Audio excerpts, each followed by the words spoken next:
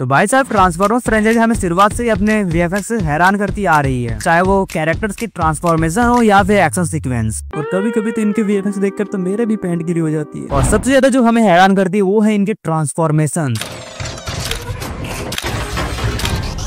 तो आज हम इसी चलचित्र फिल्मों में कुछ शरीर बदलो क्षणों को आंकने वाले हैं, यानी कि आज हम लोग देखने वाले हैं कि ट्रांसफॉर्मर्स हिस्ट्री में सबसे बेस्ट ट्रांसफॉर्मेशन किस ट्रांसफॉर्मर का है। तो अपने कुर्सियों की बेटी बांध लो, चलो हमारे साथ रोबोटिक सफर में।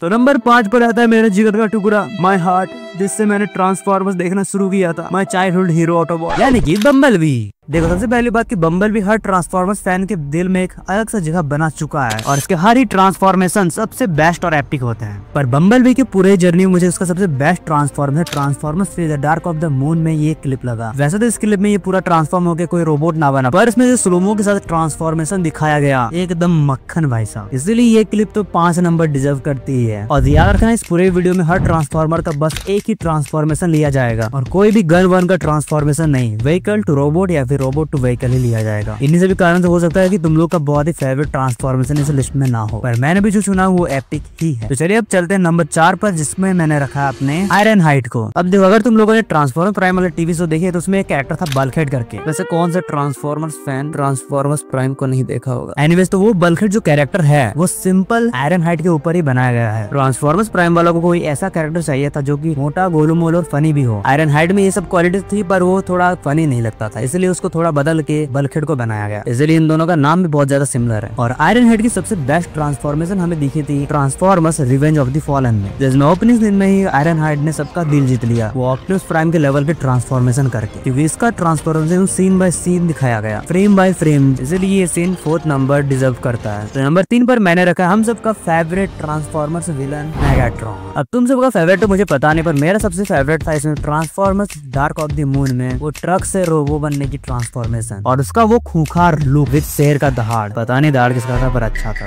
और हाँ, अगर तुम लोग को ऑप्टिमस प्राइम का लाइफ टाइम जितना ट्रांसफॉर्मेशन उसमें कोई वीडियो चाहिए तो कमेंट करके बता देना, मैं उस पे भी top 5 Optimus prime transformation video बना दूंगा। अब नंबर 2 पर आता है जिसका तुम लोग को बेसब्री से इंतजार था, यानी कि हमारा प्यारा ट्रू लीडर और फिक्शनल लाइफ का सबसे greatest leader the Optimus prime. अब देखो इसका एक एक सीन एक एक ट्रांसफॉर्मेशन हमेशा लेजेंडरी लेवल पर होता है। ये पूरा ही ट्रांसफॉर्मर्स फ्रेंचाइजी में सबसे ज्यादा इंपॉर्टेंट कैरेक्टर है, इसके बिना कोई ट्रांसफॉर्मर मूवी को देखने भी नहीं जाएगा। वैसे तो इसका मैं कोई भी ट्रांसफॉर्मेशन ले सकता था नंबर 2 पर रखने के लिए, पर मैं इसका सबसे बेस्ट लूंगा जो मुझे सबसे ज्यादा पर्सनली पसंद है, यानी कि ट्रांसफॉर्मर्स 1 का वो पहला सबसे ओजी ट्रांसफॉर्मेशन ऑप्टिमस प्राइम का। अब देखो इस ट्रांसफॉर्मेशन में हर चीज परफेक्ट है। ऑप्टिमस प्राइम का वहां से आके रुकना, उसमें थोड़ा गैस का साउंड इफेक्ट, फिर पहले ऑप्टिमस प्राइम के ट्रक का ग्रिल हटना और फिर वो ट्रांसफॉर्मेशन वो पूरा 360 डिग्री दिखा के। तब इससे गजब ट्रांसफॉर्मेशन कहीं देखा है तुम लोगों ने? एक एक चीज को इतना डिटेलिंग करके दिखाया गया है, मतलब गजब। अब तुम लोग सोच रहे होगे कि यहाँ पर तो ऑप्टिमस प्राइम को नंबर 1 पर होना चाहिए, पर नंबर ये 2 पर कैसे? तो नंबर 1 पर कौन है जो कि ऑप्टिमस प्राइम को बीट कर दिया ट्रांसफॉर्मेशन में? अब देखो कुछ ट्रू ट्रांसफॉर्मर्स फैन को पता चल गया होगा कि मैंने ऑप्टिमस प्राइम को नंबर 2 पर क्यों रखा है, क्योंकि इससे भी खतरनाक ट्रांसफॉर्मेशन ट्रांसफॉर्मर मूवी फ्रेंचाइज में आती है। तो ज्यादा इंतजार ना कराते हुए दिखा देते हैं सबसे बेस्ट ट्रांसफॉर्मेशन को, द डेवास्टेटर ट्रांसफॉर्मेशन।